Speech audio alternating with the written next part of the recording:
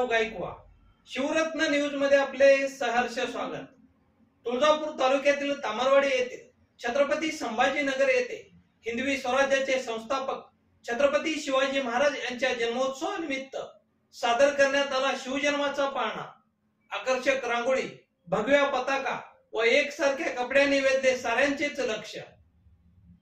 तुळजापूर तालुक्यातील तामलवाडी येथील छत्रपती संभाजीनगर येथे छत्रपती शिवाजी महाराज यांच्या जन्मोत्सवानिमित्त दिनांक 18 फेब्रुवारी रोजी रात्री 12 वाजता शिवजन्माच्या पाळण्याचे आयोजन करण्यात आले होते। सार्वजनिक वर्गणी न गोळा करता स्वखर्चाने शिवजन्माच्या पाळण्याचे आयोजन करण्यात आले होते। मुलांना एकसारखे कपडे व महिलांना एकसारख्या साड्या परिधान केल्याने कार्यक्रमाची शोभा वाढली होती। गल्लीमध्ये काढलेली रांगोळी सर्वांचे लक्ष वेधून घेत होती। 500 शिवप्रेमींच्या भोजनाची व्यवस्थाही करण्यात आली होती।